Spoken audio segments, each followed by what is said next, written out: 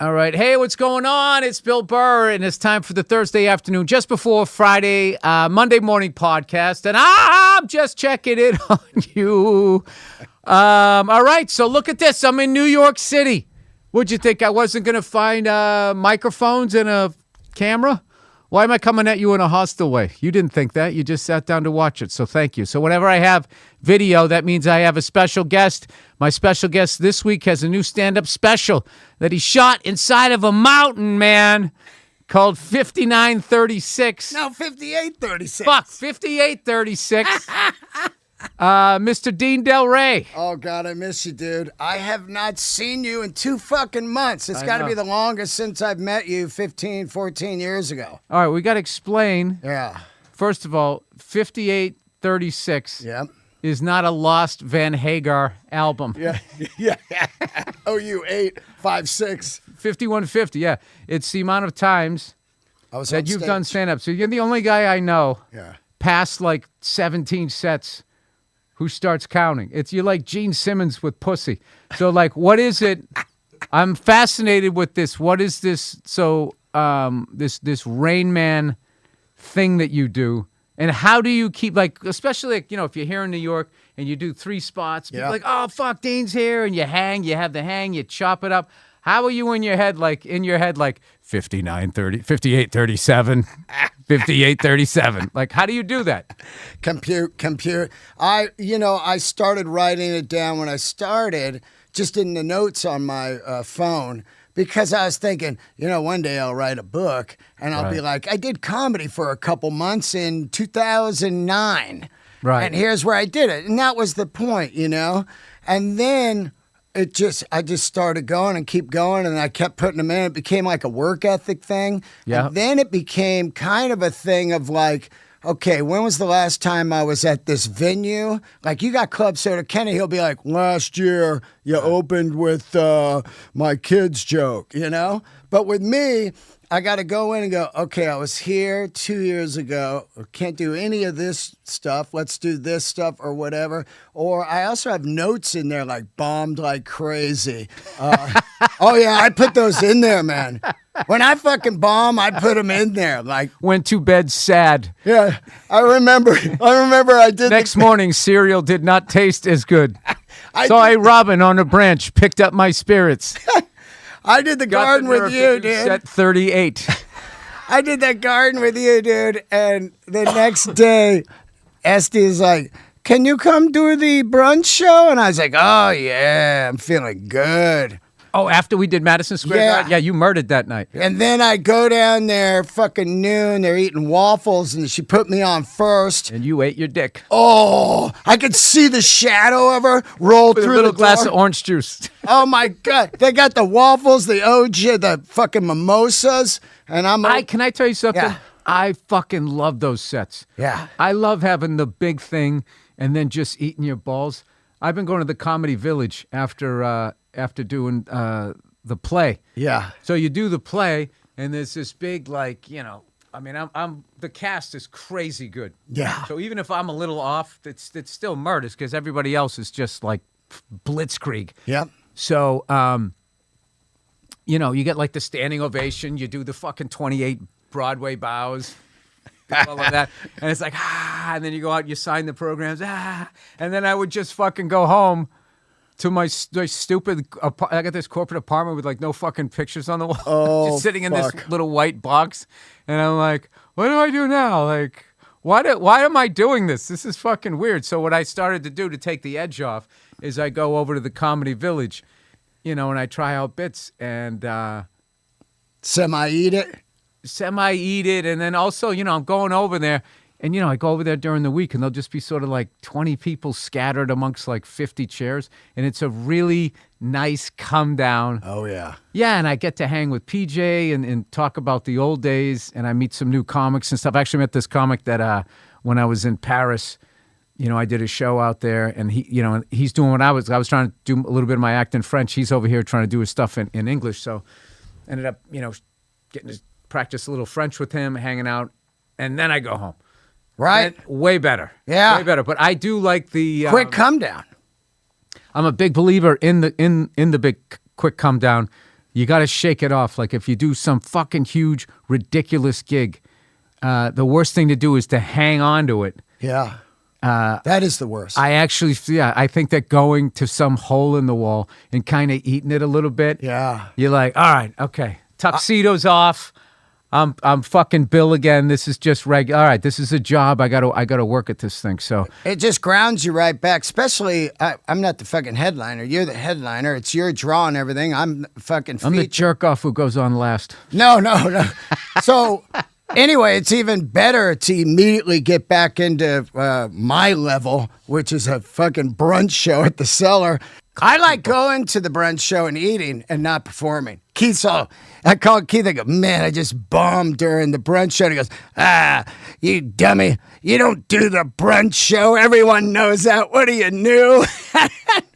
So that's what I love. That's what I love about that place is everybody knows you're going to bomb on that show, and they still mind fuck you when you do. Like you're the only guy that did it. Yeah. Well, let's talk about your special. Dean hit me up, and he goes, dude, I want to shoot a special. I'm like, that's fucking great. And he goes, there's this venue, it's typical Dean. He's like, dude, check it out. This guy fucking found a cave in the middle of Tennessee and he hollowed it out, man. And he built a fucking club in there. And I'm like, what? And you were like, yeah. He said, but at that point, they'd only done like music. Bluegrass. Never done comedy. Okay. And they shine like the lights up on the rocks above you.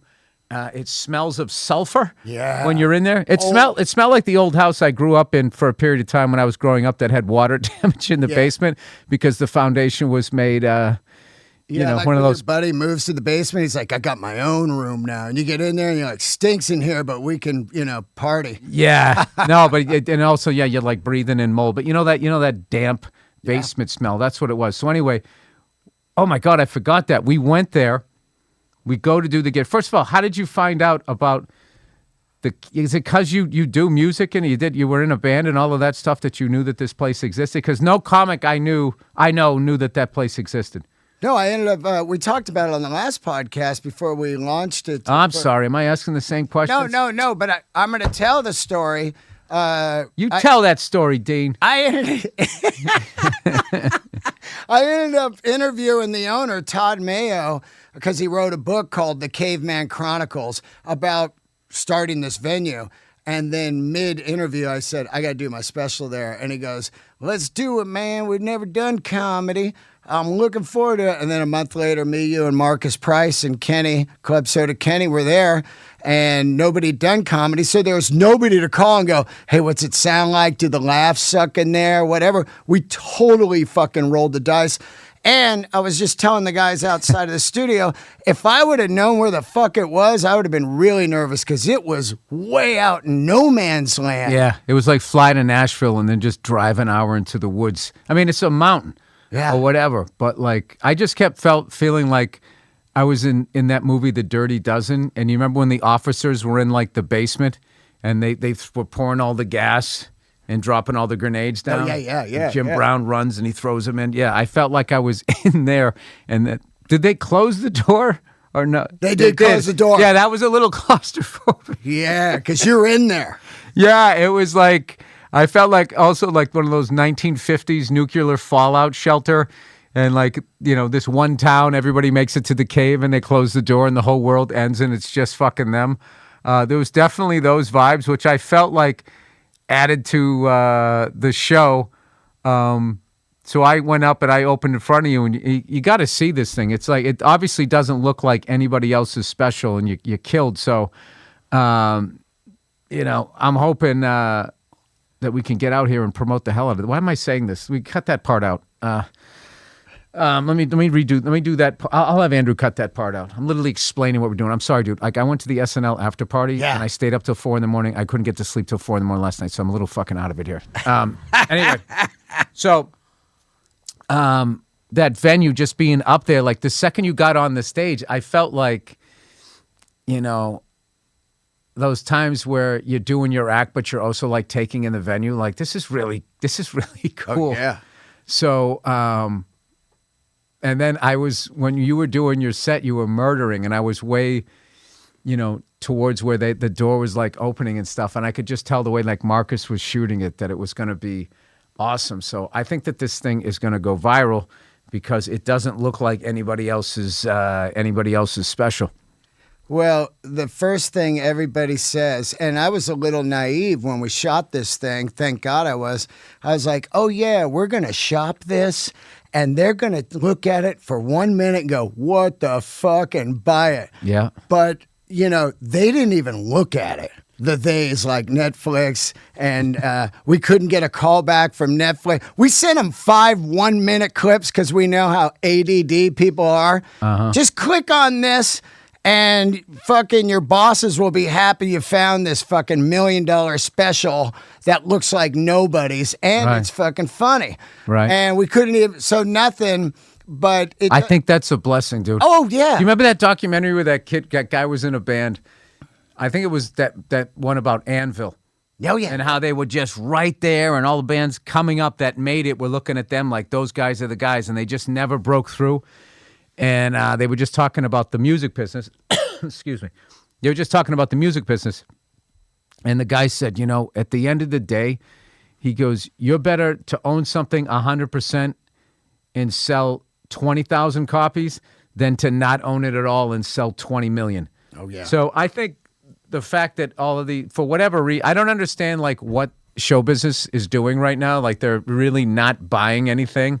I don't know if they got overextended, but I know like these streaming services are like these insatiable behemoths that just need content. So I don't understand why they're not necessarily buying the way that they were. Especially when you hand them something like we made. I think it's the fucking tariffs, man.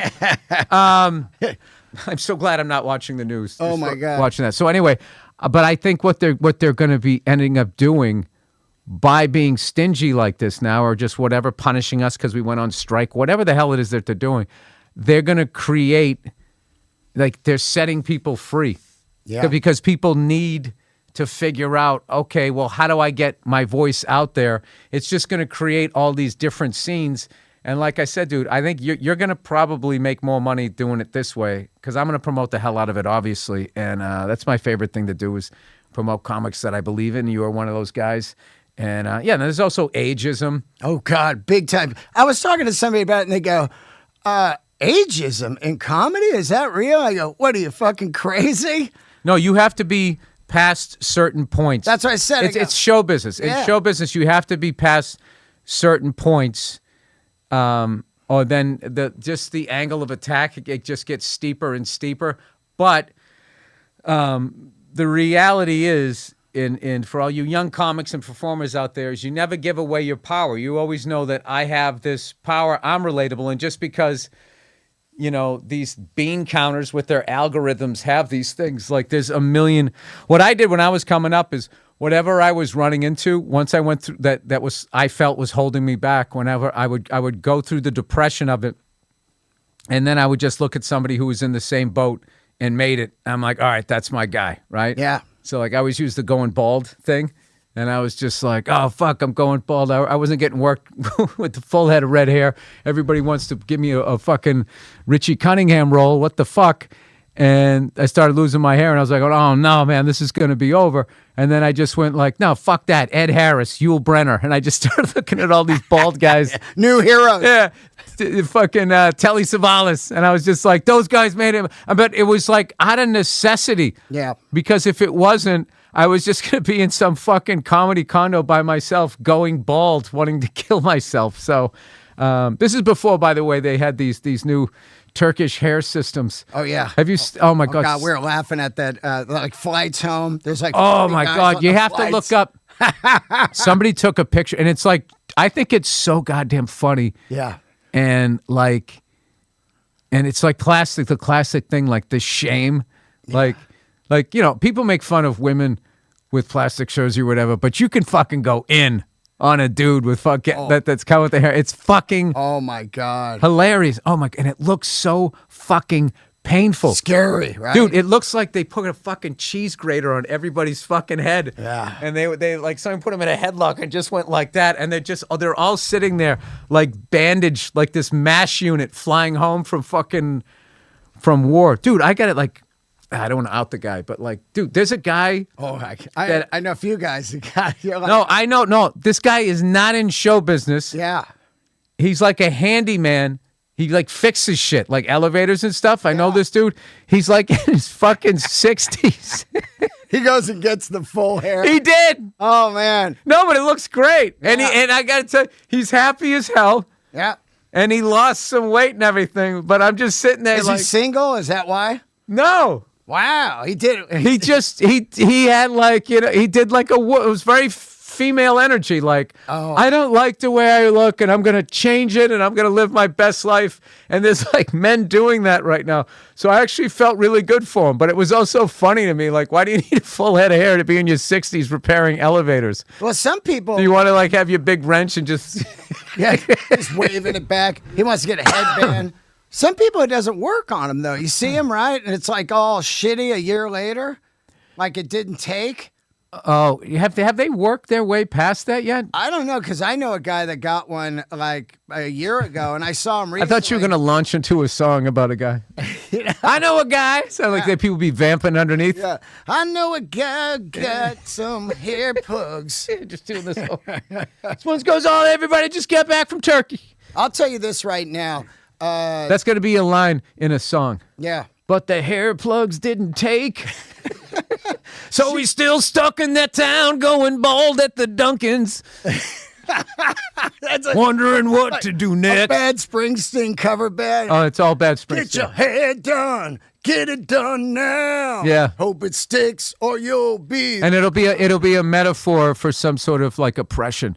Yeah. You know? But what I wanted to say is I was never delusional about the business. When I started, I was like, I'm just doing this because I always wanted to try comedy. And then here I am 15 years later. And I always tell people, the key is don't be bitter. Because I would meet bitter comics on the way up and they'd be like, oh, get the fuck out. This fucking shit sucks. And I'm like, it sucks selling Harleys in the sun in the summer. When the guy's like, can I see the blue one in the sun again? That fucking sucks. This is pretty good. So we shot what I consider for me one of my absolutely the favorite thing I've ever done in my life. I look at it and it looks like Apocalypse Now. Like we're waiting for Brando to come. Oh no, it's going to be great. And I also think that what's funny is you're like, this business is always trying to get like, young, beautiful or whatever, which is great. You want to see movie stars. Of course. But there's the other lane, which is like the relatable guy that's had to work for everything. And that's the thing about you. You have had to work for every inch of turf that you've had in here. But in this business. I love that you recognize that, because I see the guys like Verzi's another guy. But when you guys like hit Joe Bartnick, like myself was the same thing. Like I didn't I wasn't the it comic or whatever. it was just a war of attrition. Is that the right word? I always hear that expression. Yeah. I don't know what that means. I think just every day I took another, Well, you were Teddy Savalas was your guy. But for me, you were my guy because as I toured with you over the years, I remember I told the story many times. We were in Nashville. You're doing the Ryman. And I went over and did Zanies real quick. And you go, oh, God. I did Zanies. It was all these bachelorette parties. I called them all cunts. And I thought I was never going to work again. Which they weren't. Yeah, they weren't. Which they weren't. Yeah. It was my childhood anger. Yeah, and so... I mean, they might have been a little cunty, but they weren't cunts. But I hear someone was marry him. Yeah. No man's ever gone out and married a cunt. Oh, really? I think... No, I'm joking. They have, but I also think a lot of times... like you not understanding how to take care of a relationship makes you think that the person turned into a cunt. Yeah. And it's like, no, it's called resentment. Yeah. But my thing is, I hear your stories, so it kept me going because you weren't when I met you, you weren't, I always say you weren't the mighty Burr. You were doing, potluck down there. I was the chugging along. Yeah. Ginger. Yeah. So it's like I hear the stories, I listen to them, I keep going, and I go, well, I remember Burr was telling me this story. I keep going and keep going, and I've already, if it ended tomorrow, I look at this fucking run I had of 6,000 shows. Yeah, well, I feel like everybody in this business like if you're here, you're getting this in the business. Yeah. And then when you get here, you get this, and it's always that. Yeah. And it's just because there are, it's a hard business, but there are so many people. I mean, look at Martin Scorsese.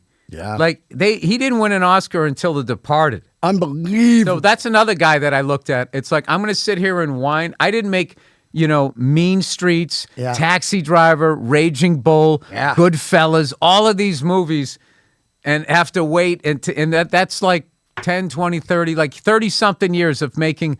Imagine. You're sitting there. And redefining cinema. Yeah. And you're going, really? Before he finally gets the thing, right? And then meanwhile, like everything's the same. And then meanwhile, there's the catchphrase sort of director that, had the movie that was about the right subject at the right, like that's like, threading a needle or whatever. So I'm just going like, all right, there's that, and that's just white guys. Forget about fucking racism, sexism, and all of that. So like, as long as you like look at it that way, the pity party ends, and you're like, all right, yeah.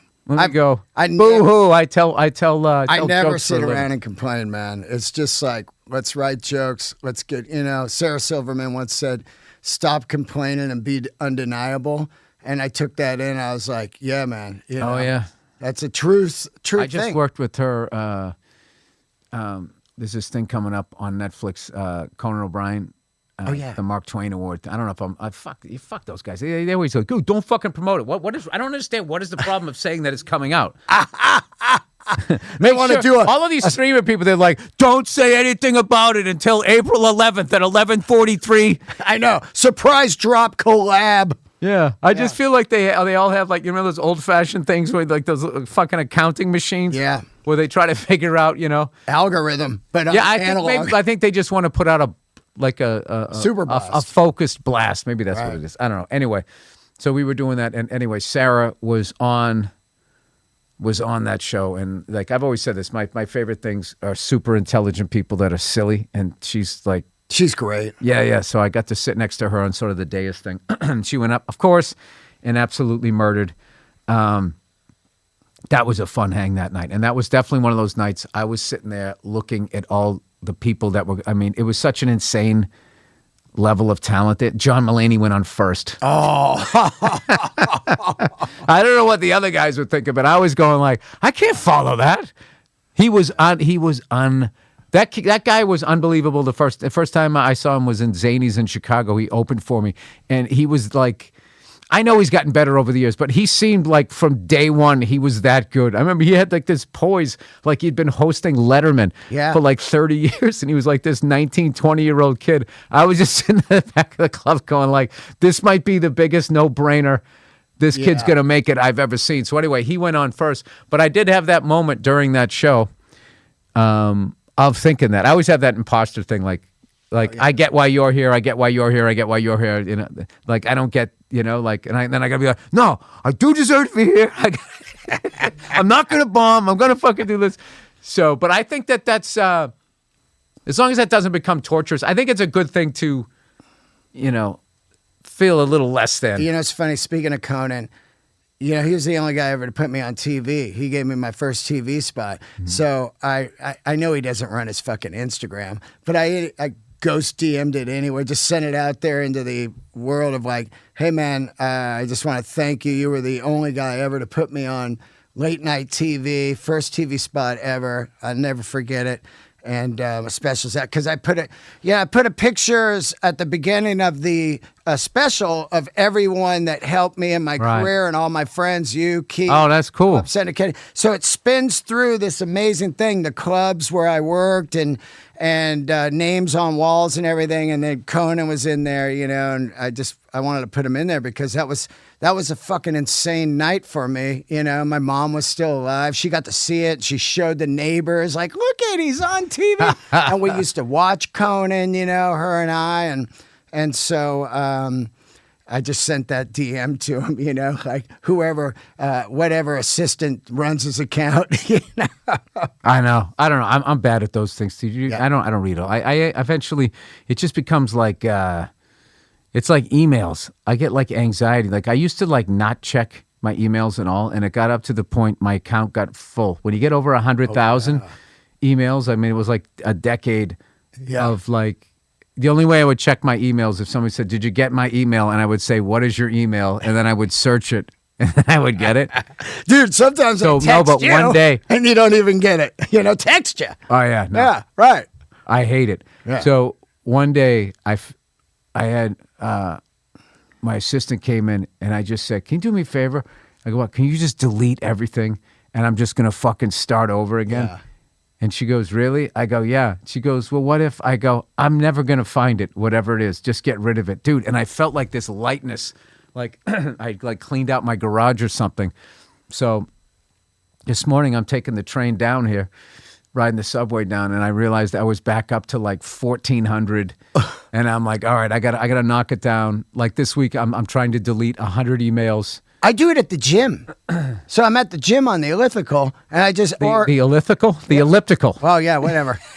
I've been on it for years, and I call it the wrong thing. That's the one. Yeah. Everybody's walk it at a 45-degree angle on a treadmill. It just fucking I got to get a sweat going. No, I got to get it going. But I'll go through it there or long flights out, long flights across the states.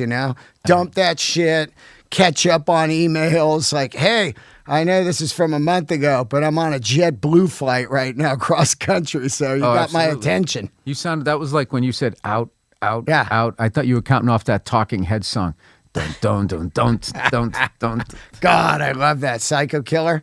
Yeah. So good. Oh, that's it. Yeah, Psycho Killer was the same tempo. I've been playing a lot of drums. I want to give a shout out real quick to Eric McFadden and Kate Vargas from Sergeant Splendor for letting me sleep on their couch while I'm here all this week. Oh, wow. These guys always, anytime, like, yeah, man, here. So shout out to them, and great fucking band. You would love them. Oh, okay. Yeah. All right. All right. So we gotta, before we go, yep, we have to, Dean is also like a fashion plate. Yeah. So tell me about the jacket. Is that from the Charles Lindbergh collection? I know you just didn't go to an Army-Navy store and get that cool jacket. Where did you get the jacket? Because this is the thing about Dean, is like, for all you fucking old heads out there, you don't have to dress like a dad. Yeah. You can fucking... You know what I learned that from? Mick Jagger, when I was touring with the Stones, When he was touring with the Stones. Yeah. We're just going to throw that in 28 minutes into the podcast. So you have something to say, fuck that guy. So, No, you're a likable guy. Yeah.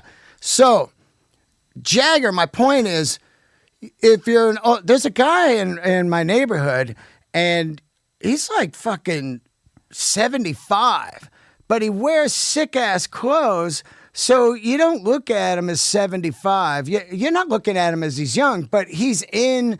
It's a great energy to put out there. And you know what? And young women smile. Yeah. They always smile at a fucking old guy. Yeah. And then he gets to smile. And it makes you feel good. Lou Adler. You get seen. The guy that owns the Roxy. He goes to the Laker games. He's dressed so cool. So...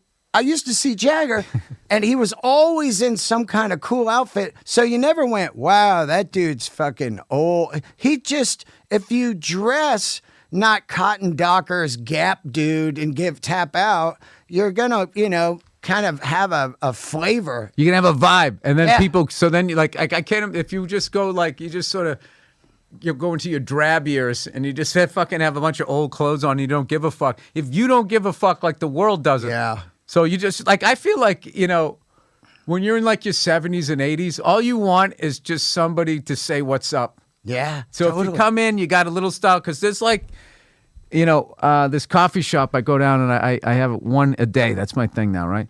Only one, so I get the old man nap in, right? There's this older black dude that comes by. Yeah. And every day, just going to work, dressed to the fucking nines. And I was there with a friend of mine, and I go, look at this guy, look at this guy. Look at this guy comes to. I go, that's how I want to be at his age. He had a hat, he had two-tone shoes, but he's pulling it off. Yeah. In this cool-ass suit, little pocket square or something like that. And he just was like walking up the street like, I don't know, you felt good for him. And he was feeling good. He looked good. He felt good about himself and stuff like that. So I've been trying, lately to to step. Oh, you wouldn't know today, but I try to step it up a little bit as far as.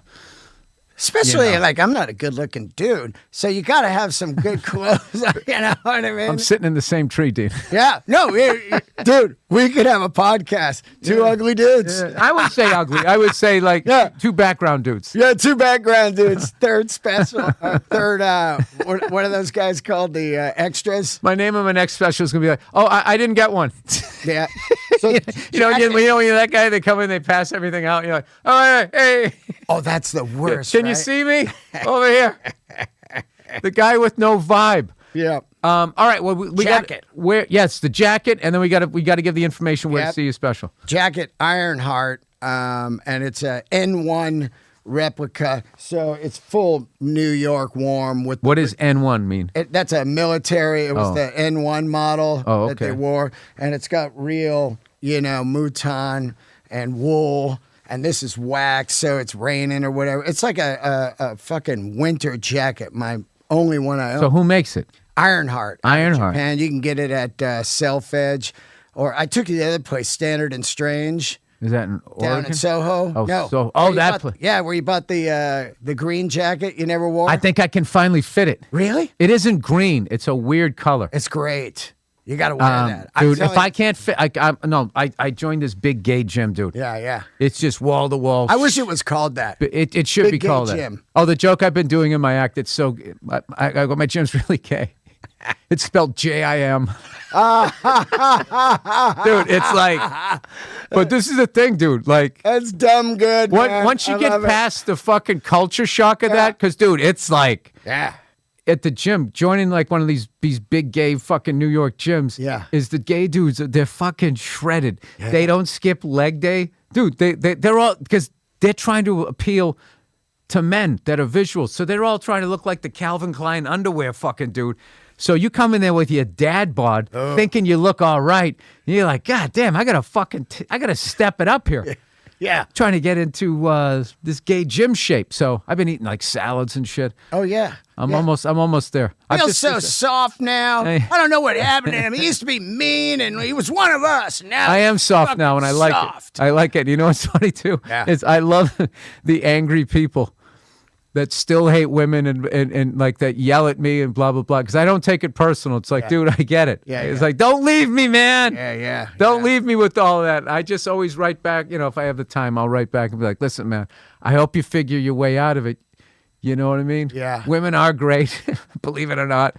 If you treat them the same thing. Yeah, if you treat them right or whatever. I'll hit them back and go, hey, I was angry like you and I went for my dreams at 44. Just go do it. Fuck it. Yes. Go do it, man. Don't take your anger out on me. Just go do it. Yeah. There you go. Yeah. Wasn't that nice to hear? That made me feel good just to hear that. Where can we see your special? All right, here it is right now. You can see it on my Patreon for the next 6 days. Patreon.com/Dean Delray. And then it'll be on YouTube April 17th on my channel, Dean Delray. Please share it. Give it to everybody. Let's see if we can blow it up because I really, really am proud of this special. And I can't thank you enough without you, I couldn't have done this. There's no fucking way. No, don't worry about it. It would have been an iPhone with Marcus in the back. Are you sure we can't get like $50, man? And a light bulb, So. No, I knew Marcus was going to kill it. I knew that you were going to find the venue. And I also knew that it was going to be different. And it's I'm proud of you, dude. So you got the new hour ready to go? Yeah, well, I got a 30 I want to shoot in Joshua Tree in June. That's the new plan. Oh, what? Yeah. Okay. Yeah. Look at you building a fucking brand. Yeah, I got to do it. All right. Out at Pappy and Harry. It's just that old West Town, Pioneer Town. Shoot it out there. All right, I'm already seeing the opening. Yeah, you're going to have fun out there. Are you coming on motorcycle, car, what vehicle? Not to give away the sequel to this special. Well, we'll have to see. But we want to have a bunch of motorcycles. That was the perfect fucking answer. Yeah. We'll have to see. Yep. Pique their interest. Look at you, understanding show business. Yeah. All right, you want to go get a cup of coffee? Yeah, thank you so much. All right, love you, brother. Check out 5836. Bam! Yeah! Short-term memory is coming back. Yeah. We've already done the play 32 times. What? Mm-hmm. I got to see that, dude. I saw that. Last play I saw was and the this Jaws is the thing, play. This is the thing. It keeps getting like more fun. Oh man. I get off on watching like Bob, Kieran, Michael, Donald, John, and Howard all do something different every single night.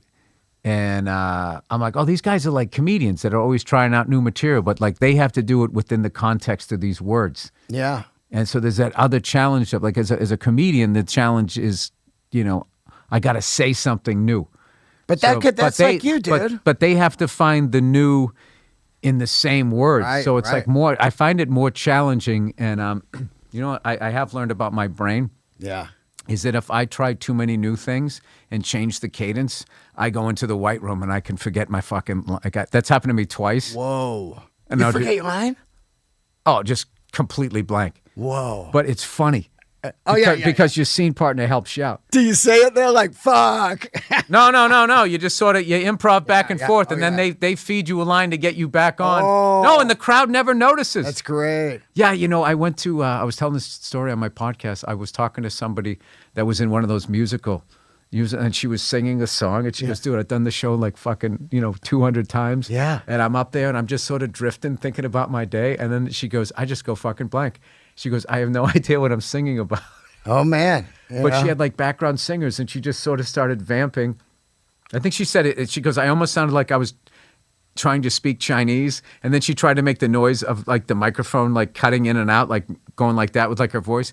And she was like mortified. And she went like after the show, friends, like, oh, that was great. But she goes, what do you mean that was great? I totally forgot that second verse. I was like, oh, you did? Oh, I didn't notice. Yeah, they were checked out too. No. It's just like, there's a lot going on or whatever, and then the thing is, if you just don't go like, "Oh my God, I don't know what I'm doing," you can play it off, and then what happens is when your scene's over and you get off the stage, you and the other actor just start fucking laughing. Oh yeah, your ass off, and you go, "I'm sorry about that." So and they're just like, "Dude, you're gonna do that for me." So you're kind of there for each other. It's really not just.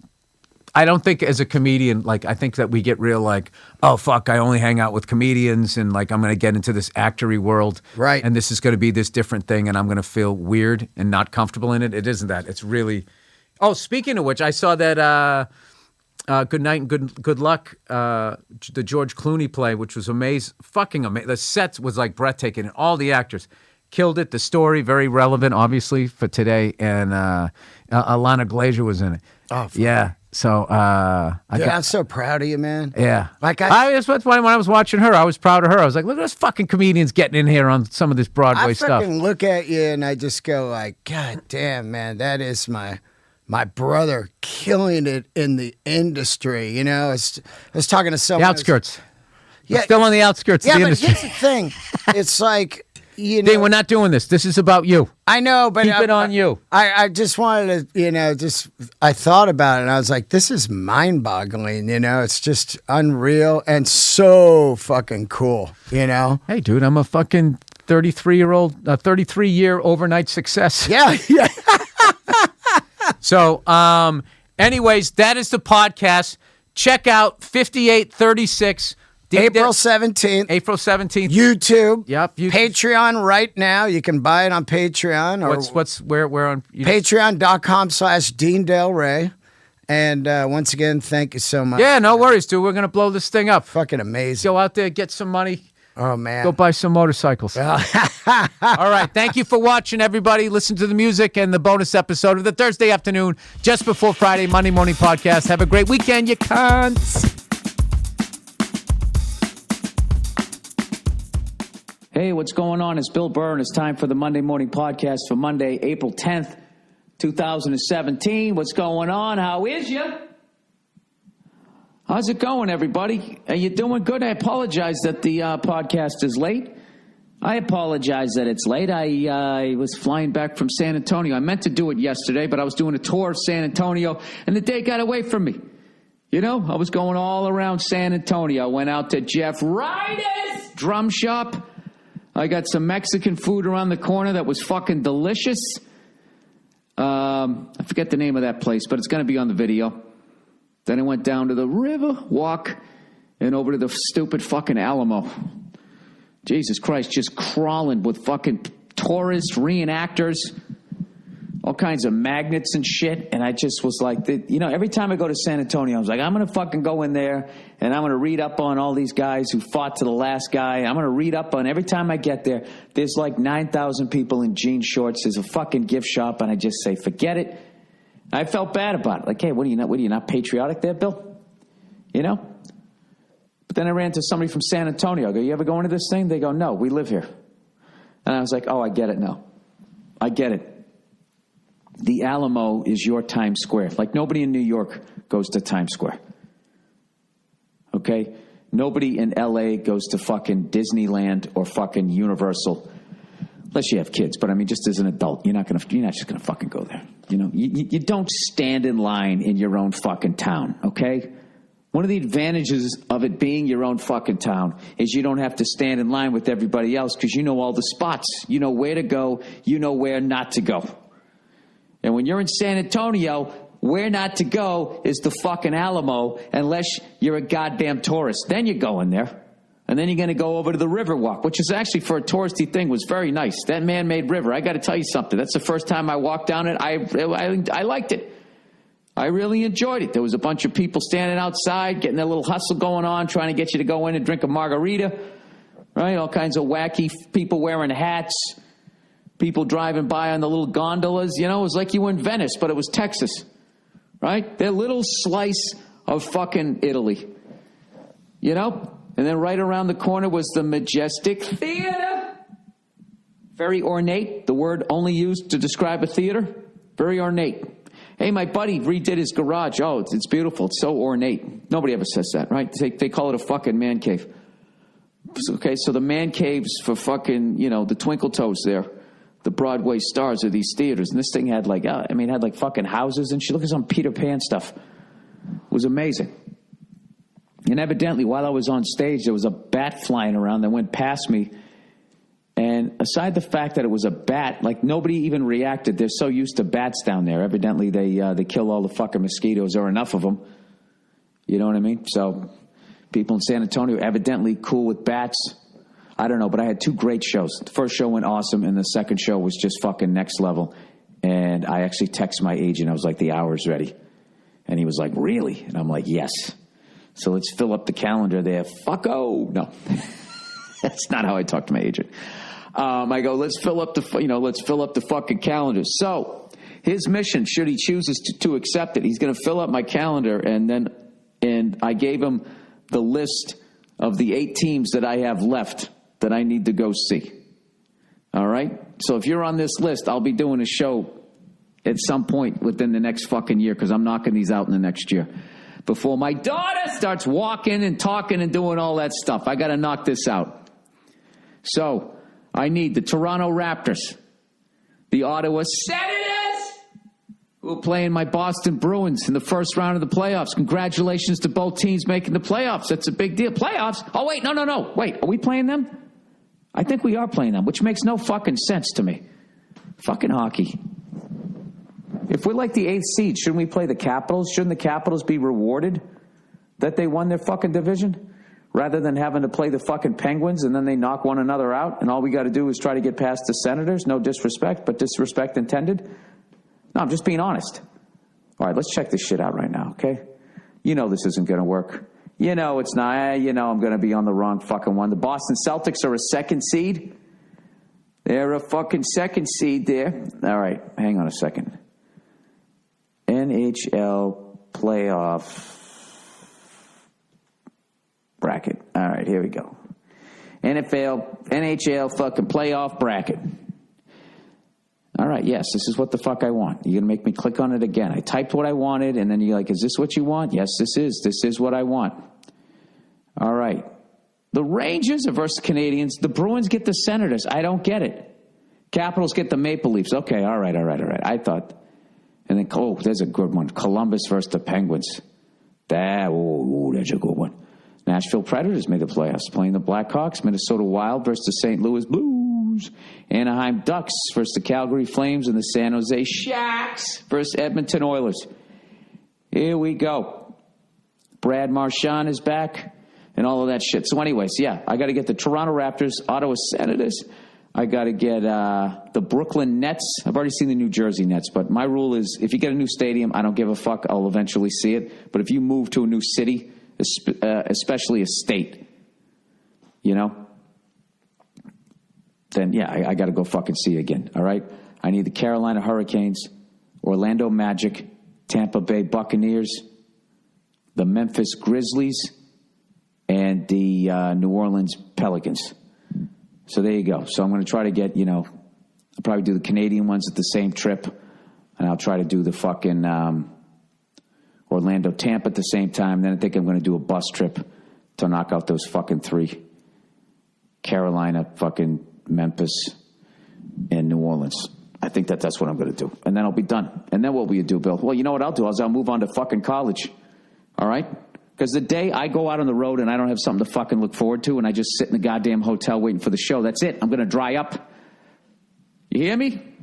Dry up!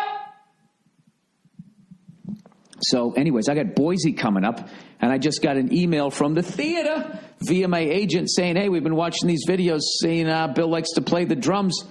What if we rented a drum kit and put it in the theater during the day, and if Bill wants to play during the day, he can come in and play for like an hour? How fucking great is that?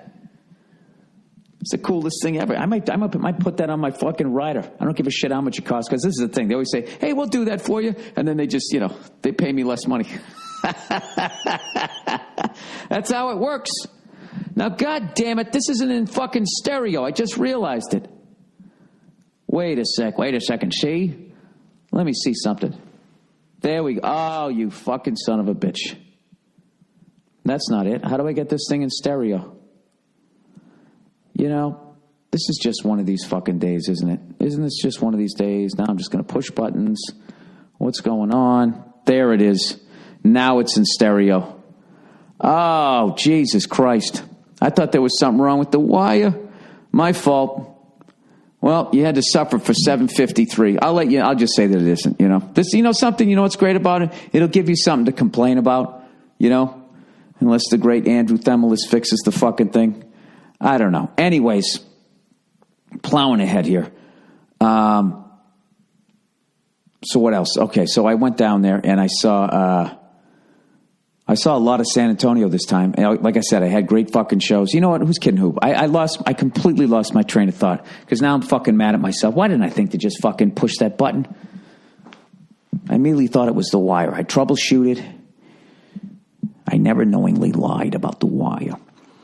All right. So now I know what you guys are thinking. Hey, Bill, you said that you were going to watch some alternative sports this weekend. You said you were going to watch the Masters, the MotoGP, and fucking Formula One. Well, old fucking Billy Freckled Face, the fat-titted, no glute having fucking cunt. I did 2 out of 3.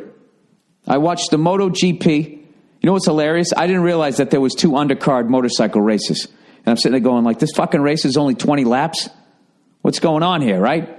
The first one was the GP3, the Moto 3, then the Moto 2, and then there was the last one. So I kind of fast forwarded through the first 2, and then I watched the whole MotoGP, the real fucking one. And congratulations to I don't even know how to say this guy's name, Maverick Vinales. I saw that Mark Markenberg, whatever his fucking name is, he was cruising around, and all of a sudden he just didn't make this turn, and he was very upset with himself. What's his name? Mark Menendez? That's not who it is. That's the guy who killed his fucking... Didn't he kill his parents? I don't know what happened. And then Valentino Rossi came in second, and both of them, they seemed very excited about that. You know what I mean? They got some points. They felt good about themselves. And I got to tell you something, man. Those fucking guys, and you got to check out the MotoGP. It's unfucking... The amount of crashes that I saw in all 3 of those races. There was one guy who was going through the turn. He started to accelerate, and the back end kind of kicked a little bit. So he got off it, then he got back on it, and the goddamn bike had a seizure. Fucking did a couple little S's, and then just started flipping over, and then the guy, of course, he flies off the damn thing. It hits him in the back of the head. It amazes me that they get back up again. Those suits they have are incredible. They got little airbags in them and shit, but still, they always end up fucking up their hands or their ankles or something like that. But this guy kind of high-sided on it, which is basically, if you're a novice like me, when they just sort of lay it down and the bike starts sliding and you just touch the ground and slide with the fucking thing. High siding is when it hits the ground and you fucking catapult over the top of it, the high side of it. And that's when you seems to me, that's when you get fucking hurt. It's ridiculous. They're going like 200 miles an hour in something that you can just fall off of. But I enjoyed the race immensely. I enjoyed that race as much as you guys probably didn't enjoy the first 7 minutes, 53 seconds of fucking no stereo on this. Then I watched the Masters too, and I could not be happier for Sergio Garcia. I mean, I just, it's one of the things about being at his level when you go that long without winning is that gives every mouth breathing, Haagen-Dazs eating fucking douchebag who never achieved anything the right to walk up to you and start telling you about how you can't get it done. You know what I mean? Sitting there wearing a wife beater with your flabby grandmother fucking arms. Just giving this guy shit. When he missed that one on 18, I was like, oh, God. Oh, boy, here we go. Shades of Kenny Perry. Is this what we're going to see again? And actually, every year when I watch the Masters, I don't watch it every year. I shouldn't say that. But every time I watch it, somebody always folds in the back nine. And I actually get mad at the tournament. I always end up, I was actually texting Court, who did the live final day of the Masters. And I was just like, dude, can somebody just win this fucking event? Does anybody ever just win the Masters? No one ever wins the Masters. Somebody fucking loses it every year, and you just have to watch somebody. Like a buddy of mine texted me and said, if Sergio doesn't win this playoff, he said that putt will haunt him. It's like, no, it won't. It will, but you know what's going to haunt him is every Cheesecake Factory eating douchebag walking up to him. Hey, you remember that time you missed that putt?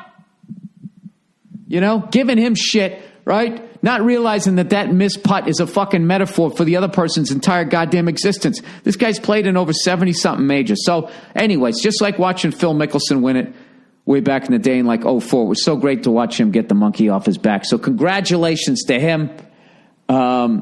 Winning the most difficult activity known to man. Playing the non-sport that is golf. I still had to give it shit, right?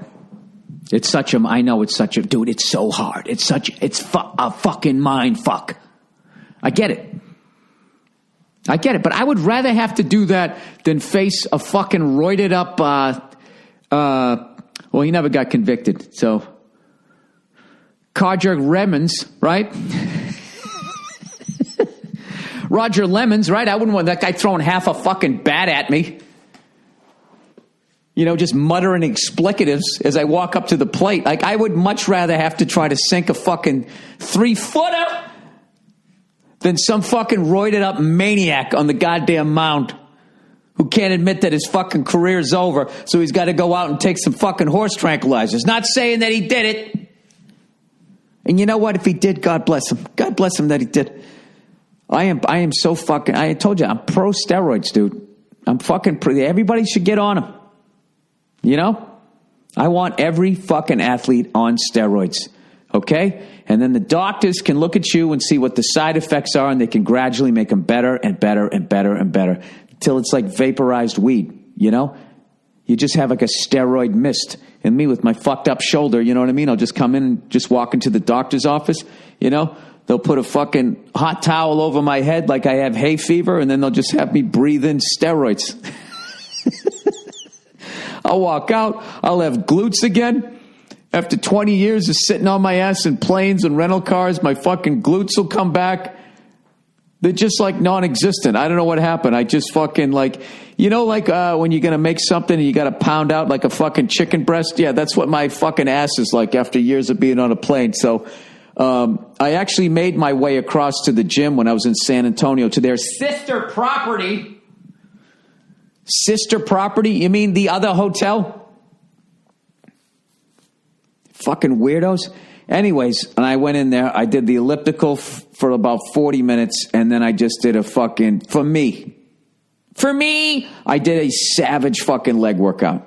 And now I know you guys are all thinking, well, what did you do, Bill? All right, this is what I did. I had the exercise ball. I put it on the fucking wall between me and my back. And then I would just roll down with that, so I could keep my back nice and straight and my weight on my heels, pushing through my heels to engage my veal fucking buttocks.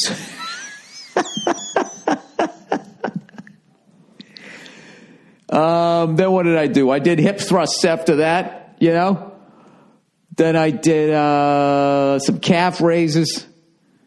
Then I did the classic, the things you sit down where you do the front parts of your quads, and then the other one, you stick them and you fucking go the other way. You do the back part of your legs. And then I got on the squat machine. I don't like the one that you stand up on. I like the one that you sit down on. I feel like you can go deeper. You don't have to worry about your fucking back. And I did that. I did fucking 3 sets of all of that shit. And this morning my legs were definitely killing me. So that's a new part of my workout. Okay, that's what I'm doing.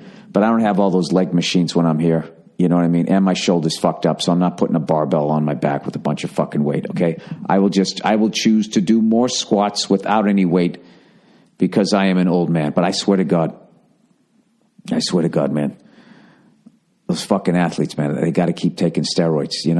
Just like the singers. A singer can't sing a song. What do? Give her a little bit of fucking steroids right in her throat. Give her throat the old right there, Fred. And what happens? She goes out there and starts singing a song. She makes it simple. And you know what? And it lasts the whole night long. Sorry. And then lastly, for alternative sports, I thought I'd take the fucking Formula One race in Shanghai, China, and I didn't. Fucking pisses me off. So all I did was I just watched the highlights. So congratulations to Lewis Hamilton. Him and the guy who won the Australia. They came in 1 and 2, and now they just flipped. So they're tied with 43 points. The fuck's his name? I should know his name. He only won a goddamn race, right? That's all, right? Sebastian Vettel for the Ferrari team. They're tied at 43. And Max Verstappen is 25th. 25 points, I'm sorry, in third place. And fucking Ricky Rocket is in 5th place. Kimi Räikkönen. Now, he's not the guy I called. Who's the guy I called fucking Ricky Rocket? Nico Rosberg. Is that it? No, Nico Rosberg fucking retired. I don't fucking know. There's too many goddamn sports going around my head now. Anyways, the playoffs in NHL stat. We're playing Ottawa. I like our goddamn chances. I heard their defense is a little banged up, according to Joe Bartnick on the Puck Off podcast. I'll be watching all of those. I'll be tweeting. I'll be fucking Facebooking. I won't be doing any of that shit, but maybe I will. So anyways, I ate pretty good when I was on the road, and I also ate kind of bad.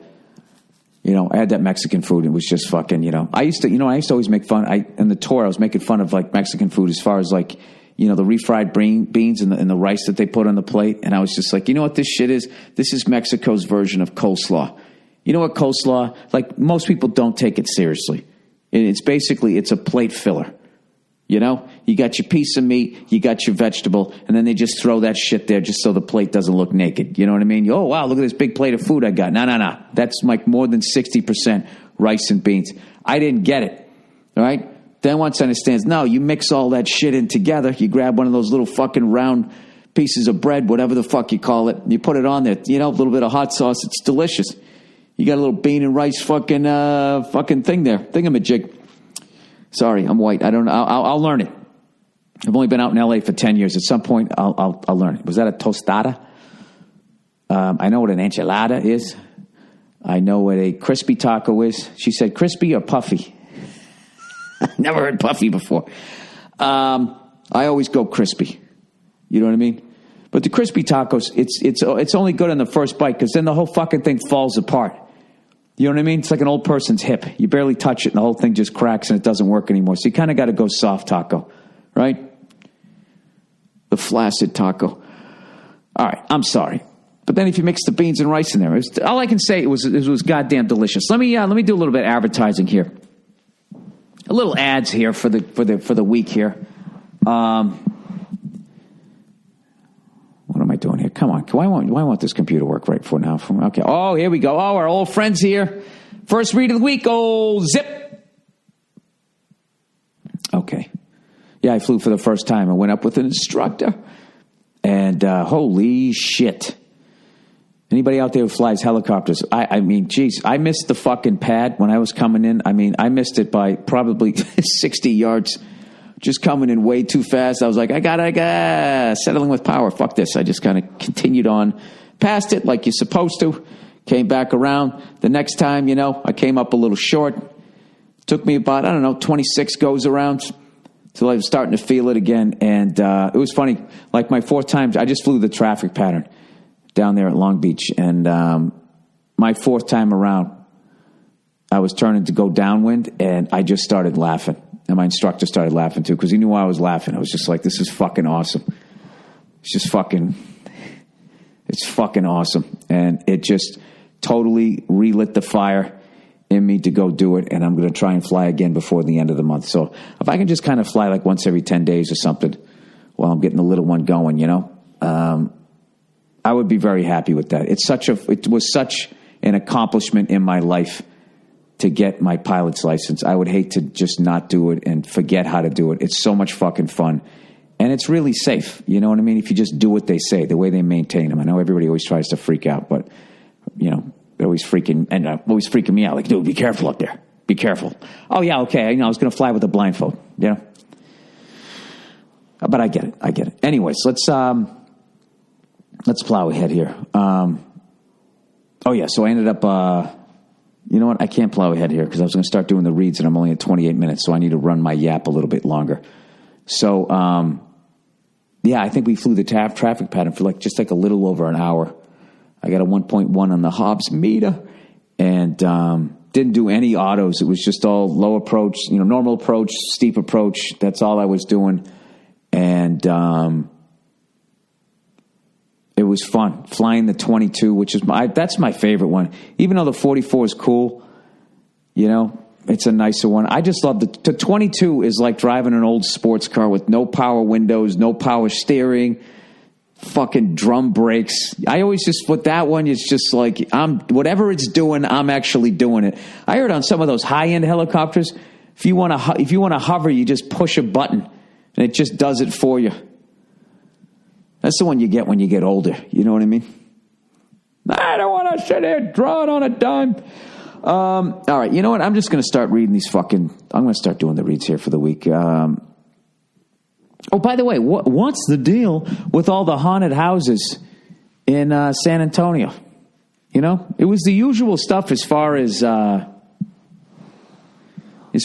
Texas goes. Texas is the king of the shiny 4-door pickup truck that's never seen a construction site or off-road. In Texas, that's a 4-door sedan. And I'll tell you, they got some fucking nice ones. I saw a guy pull up in a Ford F-150 4-door. It's got giant tires on it, this old fucking guy. Big white cowboy hat, big fucking belt buckle, and white cowboy boots. And I was just like, this is just, as a tourist, it's like, that's what the fuck I wanted to see. Now I can say I went to Texas. You know what I mean? I don't want to see somebody looking at their fucking iPhone. I can do that out here. All right, update. Psycho from Yogurt Shop video. All right, Bill, turns out that nut job, I don't even remember this, who was accosting the couple. Oh, that's right. This goes back to like a couple podcasts ago where there was this woman who was trashing these two people for kissing in public, saying that it was sexual harassment and all of that type of stuff. And I kind of agreed with her on a level. I hate watching people kiss in public. You know what I mean? Give each other a quick peck. Going for one real one if you want to, but then just keep it moving. You know what I mean? To literally sit there, take it to the point where her pussy's getting wet and your dick starts standing up. It's like, what are you doing? Get the fuck out of here. It's gross. All over each other. I fucking can't stand it. I don't like it in movies. It's disgusting. Anyways, so here's an update. So this lady flipped out and was yelling at them and, was, I don't know, going to call the cops. I couldn't get through the whole thing because she looked like she was a little, had some mental issues going on. Something was going on. Or she was extremely lonely or somebody filled her up with Jesus. I don't know what happened. Anyways, Bill, turns out that nut job who was accosting the couple at the yogurt shop is an amateur porn actress. Yeah, boy. And witnesses say that the guy only kissed his girlfriend on the forehead. No lip service. Oh, all right. My fault. And it wasn't the first time she's yelled at people in public. It took the internet like half a day to get to the bottom of it. Ah, well, that's too bad. That's too bad. You know what I mean? You know what's weird about watching porn? As much as you watch it, you know nobody wants to do it. No, that was not a fucking job. All right, let me read this here. Go to the page. Go to the page. That's what I sage. All right, here we go. Is it going to come up for me? Viral video of meltdown over 4. How exactly did they figure out who she was? How does the internet get to the bottom of all of this stuff? All right, here we go. Recently, a viral video went viral, having a meltdown over a forehead kiss. Yeah, this all happened at a Santa Monica restaurant. It goes so far to believe that the woman is something. It seems screaming. Oh, Jesus Christ. Yeah, come on, man. It's not enough. It's not enough she made an ass of herself. We got to take it. I don't want to fucking know about this person. Feel bad for her. Hope she turns her life around. All right. Update. Great Barrier Reef. It's time for another update. Sounds like your skepticism of the reports that it ain't all that bad was warranted. All right. The Great Barrier Reef. Yeah, this is more shit. I don't want to read about fucking people who've gone crazy doing porn, and I don't read about the fucking Great Barrier Reef dying. What are you guys doing to me? I got another fucking 27 minutes to go. Oh, my God. Is this holy shit. Okay. Great Barrier Reef at terminal stage. Scientists despair at latest coral bleaching data. Australia's politicians has betrayed the reef, and only the people can save it. Oh, I should read this because maybe, I don't know, maybe they can turn it around. Because there are uplifting stories about nature out there, you know, where certain species are making a big comeback. You know what I mean? All right. Back-to-back severe bleaching events have affected 2/3 of Australia's Great Barrier Reef, a new aerial survey have found. The findings have caused alarm among scientists who say the proximity of the 2016 and 2017 bleaching event is unprecedented for the reef and will give damaged coral little chance to recover. All right, what site is this? This is called The Guardian. Now, what is their agenda? Yeah, I mean, you never know what to fucking believe here. Scientists with the Australian Research Council Centre of Excellence, Jesus Christ, take it down a little bit, huh? You fucking arrogant bastards. For coral reef studies last week, compiled aerial surveys of the world's largest living structures, scoring bleaching at 800 individual coral reefs across 8,000 kilometers. The results show the 2 consecutive mass bleaching events have affected 1,500 kilometer stretch, leaving only the reef's southern third unscathed. Oh, boy. Oh, there you go. You know what the deal is. We have to go. A significant portion of us have to go. You know, maybe it's good that the robots come. Are they going to be electric robots, or are they going to require oil also? But you know something? All these fucking electric cars, you know, when you go to like when that Tesla, that giant Tesla battery. Now, what do they do with that when you're done with the car? What happens to that battery? I know the car constantly has updates. Does that also include the battery? Can you make the battery better? Let's look that up. I bet there's a bunch of fucking oil companies putting some shit out, true or otherwise, about this. Tesla car footprint. Okay, let's see. The carbon footprint of Tesla manufacturing. Tesla's electric cars aren't as green as you might think. The electric cars aren't green. Yeah, nothing is green. Nothing is green. Didn't Doug Stanhope had a great joke. He said, the greenest thing you can do is kill yourself. And I would go further if he didn't to say, and then have yourself buried in the topsoil so you fucking give it some nutrients. Actually, we're also full of fucking God knows what, McDonald's and shit. You'd probably cause the tree next to your body to die. Does the Tesla Model S electric car pollute more than an SUV? This is the Green Car Report. All right, let's see. Let's see. Who's kidding who? The Tesla is not about being green. That's about going 0 to 60 in 2.3 seconds. Does the supposedly clean green Tesla Model S really pollute more than a gas-guzzling Jeep Grand Cherokee sports utility vehicle? That's what one analyst has claimed. Now, what I love about this is everybody has a dog in the fight. Obviously, the oil guys don't want you to switch over to the fucking electrical shit. And all the electric people, they are so convinced that batteries, you know. Didn't Michael Jordan do a commercial a long time ago about recycling your batteries? Didn't he do that? You know, that's how I know about it, right? Because an athlete told me not to do it. But what about that giant battery at the bottom of the Tesla? What do you do with that thing? What do you do with that when it's done? All right. In an exhaustive 6,500-word article on the financial website Seeking Alpha, analyst Nathan Weiss lays out a case model S that the case model S actually, okay, we know what he said. He said it was worse. As an S owner, I was shocked. For me, I just felt this is crazy. Although the carbon emissions were not a big factor in my decision, blah, blah, blah, blah, blah. Okay. Weiss has been advising his clients to short the stock of Tesla. And it's all right, not so fast. Power plant emissions count. All right, I'm not reading all this fucking shit. You know what this is? This is just a media war right now going on. And I don't know where the fuck to get the facts, and I'm not going to just look at up the first goddamn thing and read it. I have no idea. You know, but I can tell you this. All right, I know that guy that had a Tesla has like ridiculous security around him. Because remember that guy who came up with the car that could drive across the country just on water, and then he went around and told people about it? His last words when he walked out of the diner was, "They poisoned me," and then he died, and then his car disappeared. I know that sounds crazy, but that's a true fucking story. It's a true story, according to the internet. All right, follow up. Girl who gave weed ultimatum. I love the follow-ups, everybody. This is like our own little mini-series here on the podcast. This is tremendous. I'll give you that guy's name, too. You guys can look it up. And you guys let me know if you think this is fucking real or not. All right. Water, power, car, inventor vanishes. What is his name? What's his name? What's the name of the fucking water guy? Yes, Stanley Myers, water fuel cell. There you go.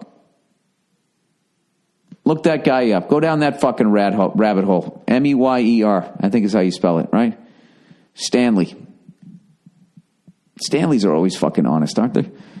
One of my favorite promoters around the country. That's his first name, Stanley. Right as fucking rain.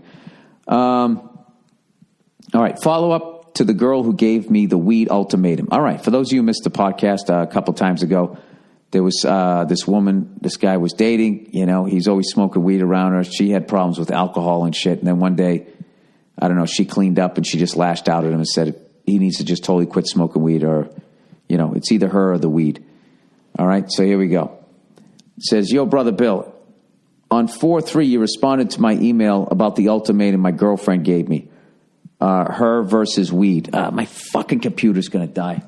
Hang on, I got to hit pause. I can't keep fucking yammering. Expect you guys to listen to this shit. Hold on. All right, I'm back. I'm powered here. I'm powered up here.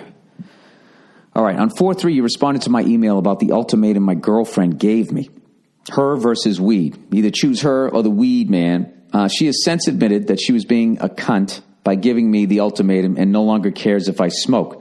She has since been smoking more weed than me, and 2 days after she gave me the ultimatum, the following happened. Yeah, dude, I don't even need to read this. See, this woman is unstable. She needs to get help, and if I was you, I'd get out of this relationship. But I'll read it for the entertainment value here. She stumbled into our apartment so drunk that she couldn't stand. She was accompanied by another man. Oh, bonus. Here we go. The guy she was with happened to be the one guy that she swore she'd never talk to again, because a couple months ago, he sent her a 10-page email professing his love for her and trying to convince her that I'm an asshole and she should be with him.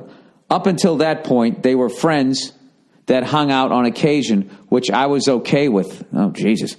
But after he sent the love letter, which she read to me, she told me she would never speak to him again. Why did she read this to you? You didn't need to hear all of that, okay? Anyways, back to a couple of days ago, we got in a fight, and I said I was going to leave because of the bullshit weed ultimatum, but instead she left. What? Anyways, back to a couple days ago. So wait, when did she stumble in? This is like a fucking Tarantino movie. 2 days after she gave me... All right, so I guess before this bullshit happened, you said you were going to leave due to the fucking weed ultimatum? Is that what you're telling me? But instead she left, claiming she was spending the night at her sister's. Instead, she went straight to this dude's place, got shit-faced drunk, went to a bar with him, then came back to our apartment. Both of them. She did not expect me to be home. When she saw that I was there, he immediately walked out. Oh, Jesus. She was so drunk, she was unresponsible, so the fight didn't come until the next morning, when she claimed that the only reason he walked in was probably because he was just making sure she got home safely. Oh, boy. I told her that I'm done and that I'm moving back to my home state, seeing as she is the only reason I no longer live in my home state. Good move. Good move, sir.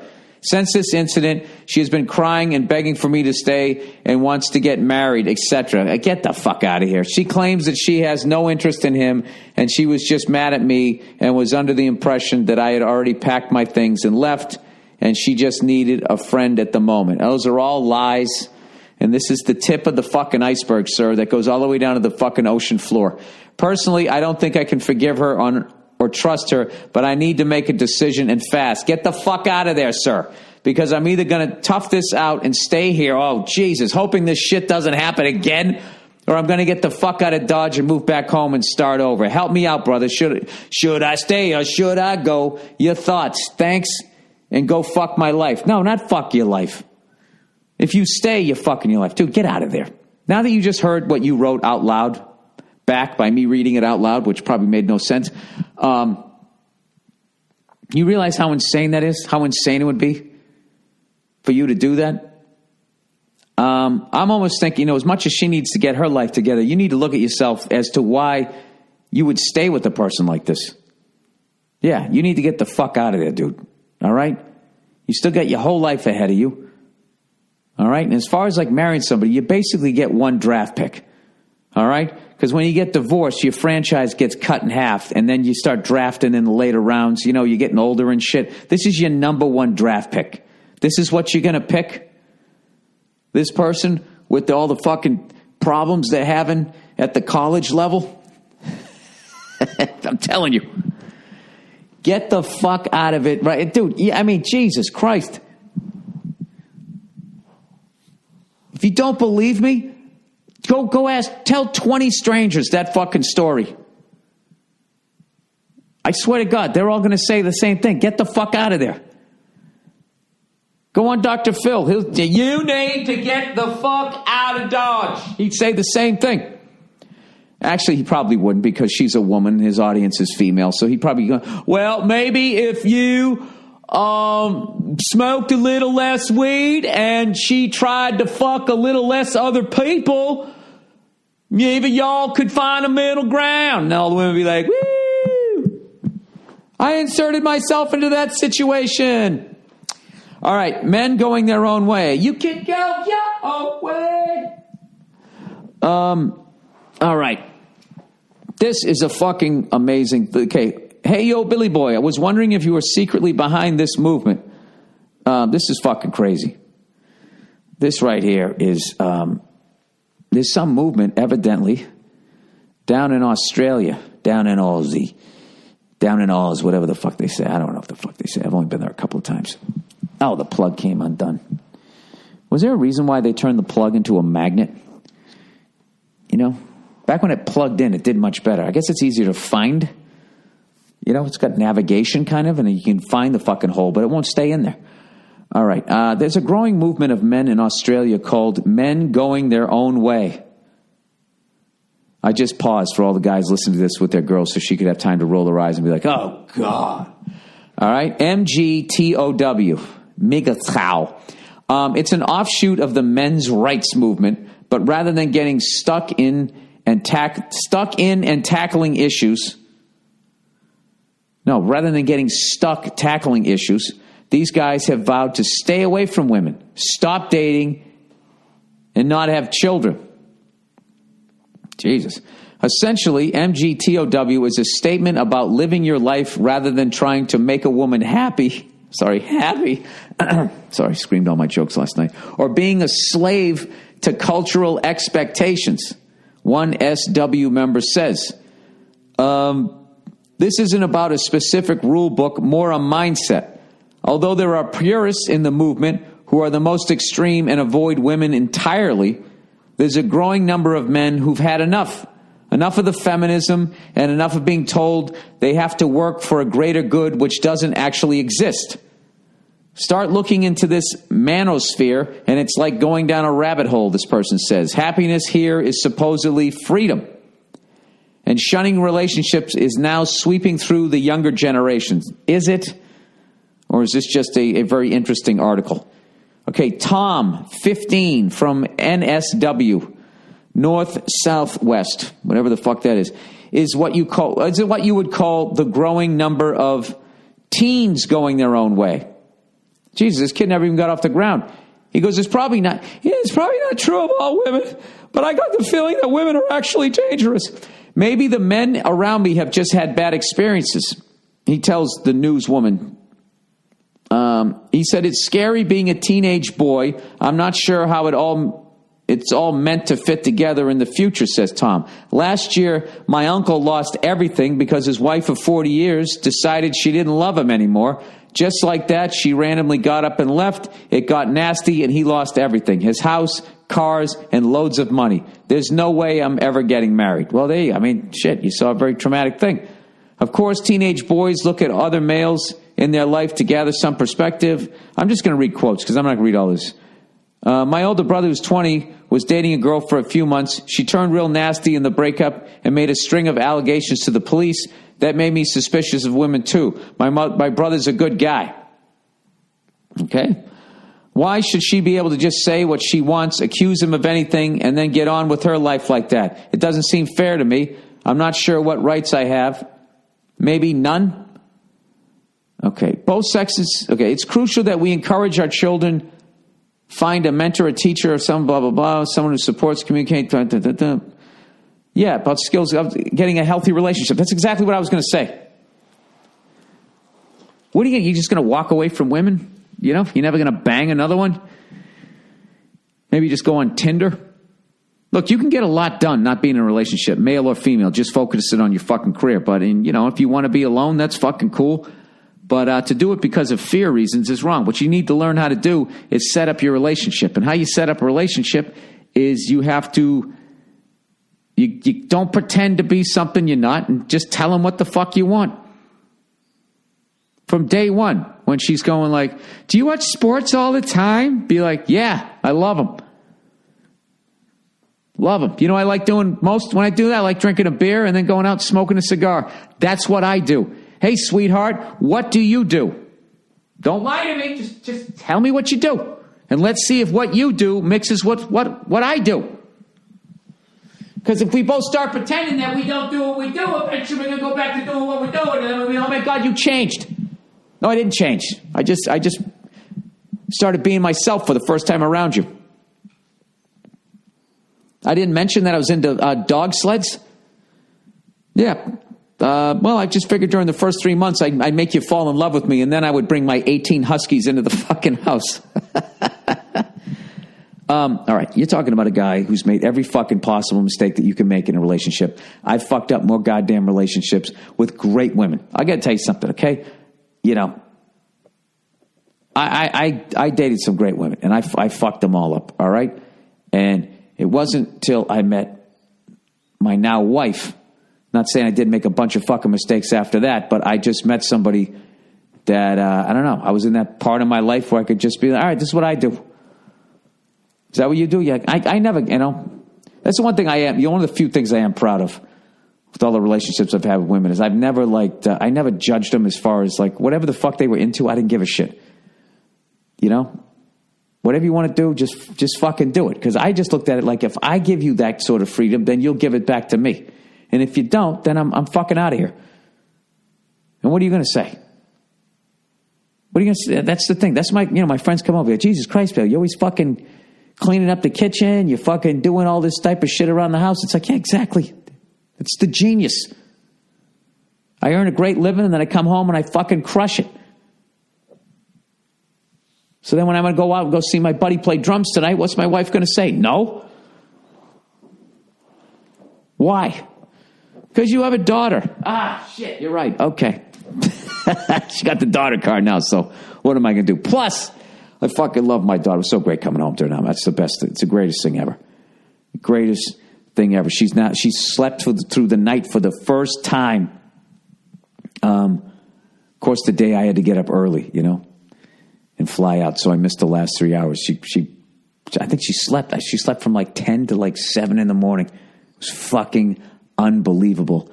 And she's such a cute, happy, chill kid. I'm so happy about that, because I am a fucking lunatic. And she's not home right now. That's why I'm doing the podcast a little late too. So she's out with her mother.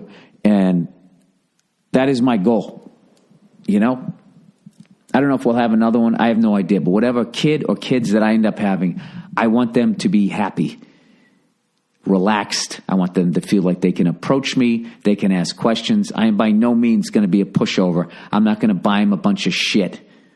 I'm already against that. Buying kids fucking toys before they're like 3 years old or 2.5 is stupid. They don't even know what toys are. Okay? They want to go out in the kitchen. They want to play with pots and pans. They want to play with your shoes. They want to play with everything but toys. Toys actually bore them. Okay? You get them some pots and pans, it's over. They love them. They like the noise. They like the handles. They like making a fucking mess. It's great. But, I'm not going to be that fucking person buying, 78 fucking iPads. Be funny if my daughter's pissed at me in the future and she goes back and listens to this episode and is now playing it to me sometime in the future. Jesus. Oh, that'd be a rough one. Anyways, let's plow ahead. Let's get, so I would say like that whole like men going their own way. I don't know. That's silly. Why would you do that? You're 15 years old. You're in the prime of your life. You don't want to be in a relationship. You just be that guy who finger bangs chicks on the weekends. And then on Monday when you go to school and they're like, hey, like, are we going to do that again? And be like, if you want to hang out. I mean, I'm kind of doing some. And then when they fucking go like, so what's your deal? You just going to finger me? And it's just like, what, you didn't enjoy it? You act like I did something bad, I just don't want to be in a relationship right now. I'm young. And they called it finger banging. Do. All right, girlfriend spiked my drink. Jesus Christ. You know what's funny? If I said that in front of a crowd, everyone would laugh. If it's the other way around, everybody gasps. What'd she do? Spike your drink and fucking take your wallet? That's how a woman rapes a man. All right. Hey, Bill, a couple months ago, I went to a party. I went to a garden party to reminisce with my old friends. A couple months ago, that was Ricky Nelson, everybody, if you didn't recognize it. A couple months ago, I went to a party with a few friends. Among them was the girl that would become my current girlfriend. I had a few drinks, but was shocked to see just how drunk they got me. I don't remember the entire night because I was so drunk. Some of these are so fucking over the top. I just can't believe. Don't even tell me then you ended up with this person. I'm supposed to believe this? I went to the bathroom twice because I felt I was going to throw up. Today, my girlfriend confessed to me that she and her friends had spiked my beer with shots of vodka. All right, that's not so bad. That's some college shit. You didn't taste it? She thought it was a funny prank until I clearly expressed how fucked up that I was. She apologized and all that, saying she never wanted to hurt me, but I'm thinking this is breakup worthy. Most of my friends and family agree I should leave. This isn't the only issue in our relationship, and I'm thinking red flags of this caliber are too large to ignore. Should I walk away? Well, dude, you only gave me one piece of the puzzle there. If she was drunk and she was in a silly mood with her friends and they fucking did that, I don't know. But, like, it seems like there's a bunch of other shit that she's doing. And you already seem convinced that you should fucking walk. So I don't know what the other stuff is, so I can't give you advice on that one, sir. I don't have I'm a hung jury on this one. I need more information. I don't know what to tell you. So I don't know. If that's the only one that you were going to tell me, that's not a great way to start a relationship. It is kind of funny, though. I don't know. I'm kind of an alkie, so in a way, that's my dream girl, At some point, you also got to admit that, she did buy a couple of shots that night, didn't she? You just didn't know it? All right. I'm taping a lot of shit on Me TV. For Me TV. Taping a couple episodes of, what the fuck's the name of that show? What's the name of the show Valerie Bertinelli was in? With the redheaded lady. And then the other chick. And then Schneider next door. What the fuck was the name of that show? Not The Apartment. Not The Odd Couple. Not Three Chicks and a Janitor. What the fuck was the name of that show? Oh, God. S.C.H. Schneider. Sitcom. Let's see, what do we got? One Day at a Time. One Day at a Time. I taped a couple episodes of that and then an episode of Alice. I didn't even remember how those fucking theme songs went. Do you guys remember those ones? Day at a Time. Theme. It's called This Is It? The fuck out of here. What happened to my memory? See if I remember this.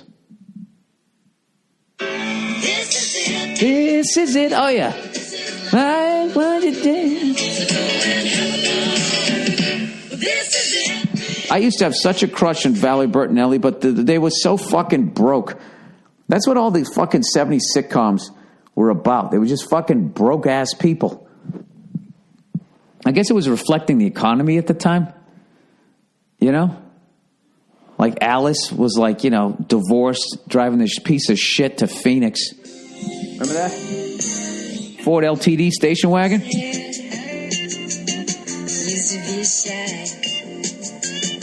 Funniest thing, the saddest part is I never knew why.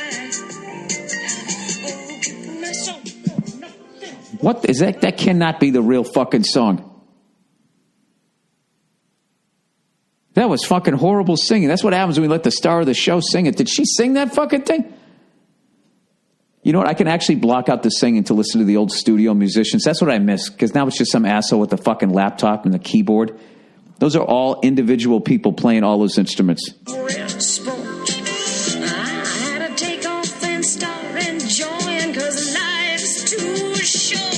There's a new bitch in town, and she's feeling good. Got divorced, got the station wagon, and I'm in a new neighborhood. Remember that kid who played Tommy? He was fucking adorable, and then in between like season 5 and season 6, he grew like 3 feet, and that includes his teeth. All of a sudden, he had these fucking horse teeth. He was fucking gigantic. He looked like he went from fucking being her kid to being a walk-on for the Phoenix Suns. Anyways, that's the podcast for this Monday. I want to thank everybody that came out. 2 shows at the Majestic Theater on a Sunday night. I know all you guys had to go to work the next day. I had such a great time. San Antonio is great. Oh, I didn't talk about it. I went to the Spurs game. Went to the Spurs.